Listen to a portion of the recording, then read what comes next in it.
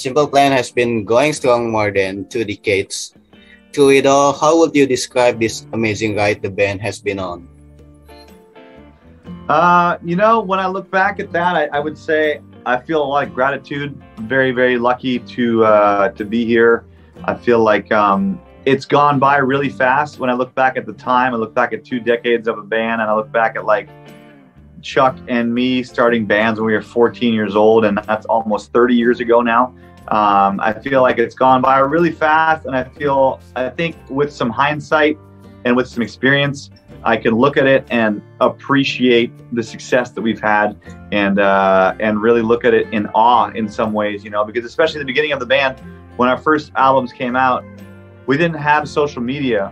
We didn't really know exactly how big we were, now you put a song out, and within a day or 2 days or a week or 3 weeks, you can tell how fast it's growing. You look at it on your Spotify, you look at it on your Apple Music, you look at it on YouTube, you look at it on Twitter, and you can tell how quickly it's growing. But back then we didn't know, we were playing shows, we were pushing, we were doing radio interviews, we were doing this, we were doing that. And I look back at those years now and I think, wow, we really accomplished a lot. We really worked hard, and our music has reached every corner of this planet, or almost, and it's pretty mind-blowing. So I'm very grateful. Okay, so it's been 20, 30 years. Do you find the fans are staying with you all the time? Or are you getting younger people coming? Or is it the same age group following you along as you proceed? I think it's a little bit of both. If I look at like the statistics on my Instagram, it would tell me that the majority of the people following me are between 25 and 35. So, you can tell that a lot of people that maybe when we came out, they were, 10, 15 years old, 20 years old. Now they've moved up to 20, 35. So they're growing with us.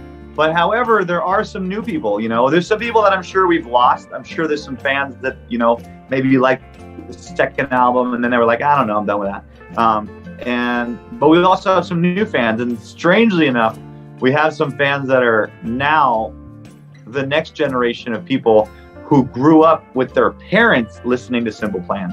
So I look at my parents and what they used to listen to, whether it's the Beatles or Rolling Stones, and like for these young kids, we are that. And it's so strange because, they were born maybe, I don't know, in 2002, 2005. And, their parents listened to Simple Plan and they listened to our albums. And now these kids are 15 years old. And they're like, oh yeah, my dad used to listen to your band. I like it too now. So it's strange. But so yeah, I would say a lot of people stayed with us, some new people, and some people, that just took off. So a little blend of everything. Oh, that's great. So how have you managed to survive the pitfalls of rock stardom and touring, performing, and still stay together for so many years? What are some of the more fun things about touring?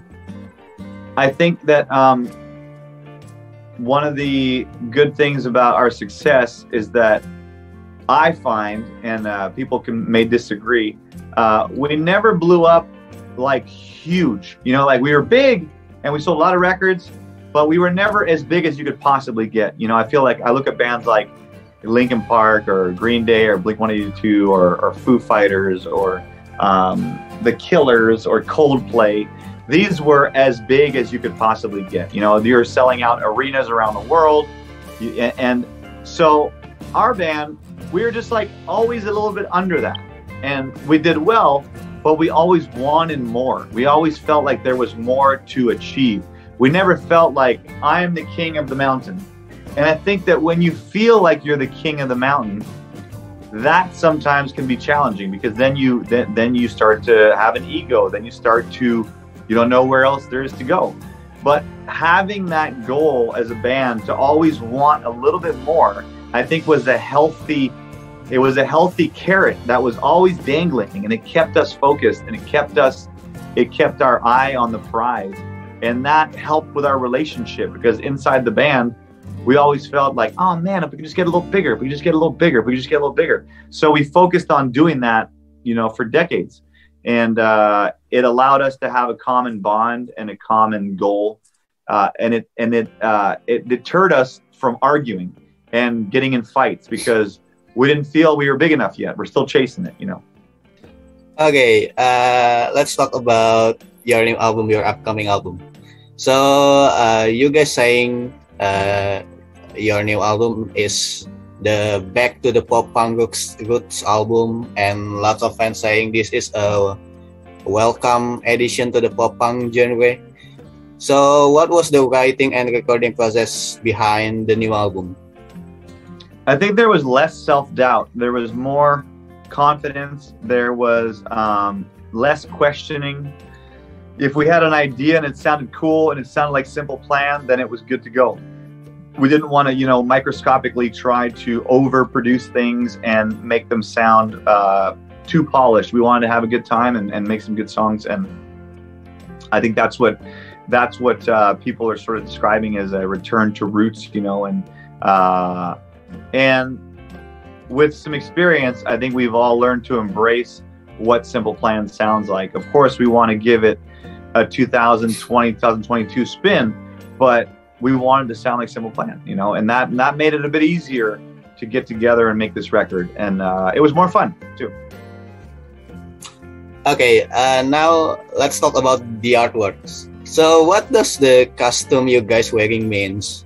Is that your dream job or maybe a nightmare job or something?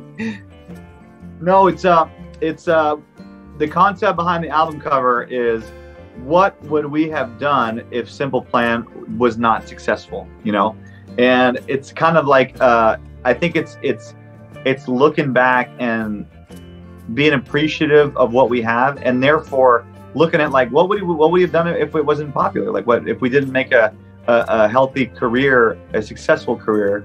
And we wanted to portray us in different jobs. You have Sebastian at the desk job, and we're all yelling on the phone and doing that. And then you have the construction guy, who's me, doing construction. Then you got the gardener blowing the leaves, and you got Jeff that's in the pizza restaurant or the Italian restaurant. And then at the end, you see us all together rehearsing in our garage. The idea is to show, even if we hadn't been successful, we would work all of our jobs and get back together, be weekend warriors, and play in our band, in our garage band, The release of your new album comes at a time when pop punk is having a renaissance in the mainstream, thanks to artists like Machine Gun Kelly. So, as bands who were the part of pop punk's first commercial peak, what have you made of its return to the fore?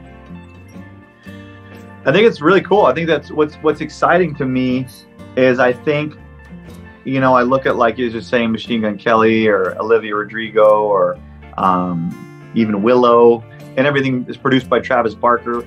I look at that and I would think that some of the music that we put out 20 years ago influenced that music, that influenced a newer version of pop punk in some ways. And now their music, Machine Gun Kelly and Willow and Olivia Rodrigo, is inspiring me. So it's really cool because you see like a really interesting cycle of people inspiring people and then re-inspiring the originals and keep going. So I think it's very exciting. I think that I listen to the newer up-and-coming pop punk bands and they inspire me, and hopefully I inspired them in the past. And maybe in the future again. Just a cycle. That's really cool. So, are you excited for the upcoming tour with Sum 41? Yes, it's going to be amazing. We've never toured with those guys. We've played a few shows on festivals together. We've hung out together. We've partied together, but we never toured together. So very excited to do that. I'm a fan of their music, and I'm excited that Derek sang on one of our songs. I hope that he'll sing it with us every night on stage. And yeah, it's going to be cool. And also, when our band became most popular, I remember in the crowd we'd see a lot of Sum 41 t-shirts, a lot of Good Charlotte t-shirts and New Found Glory. So the fact that we're going on tour with Sum 41, I think it's going to be really cool for the fans. Okay, so this is the last questions. When you do a world tour again, will you come back to Indonesia or Jakarta? And maybe this time not only doing concert. This year is going to be mostly focused on North America and I think possibly Europe. But we would love to go back to Southeast Asia. We want to go to Indonesia, Thailand, Philippines, Malaysia, Japan, back to China. It would be awesome to do all those places. And I think that I would be shocked if we don't go back to those areas in the near future. I know we have a lot of awesome fans out there, and the support has been amazing throughout the years. And we appreciate everybody out there. And we love touring out there. It's fun. It's fun to go see new places. And I would love to vacation in Southeast Asia. I've never been on vacation there. I'd love to spend a little more time, bring my kids, and maybe stay at a nice resort or a nice beach somewhere. There's so many nice beaches. Thank you, Pierre, for your time. Thank you. I appreciate you so much, man. Thanks for your time. We'll see you next time. All right, take care. Yes, see you.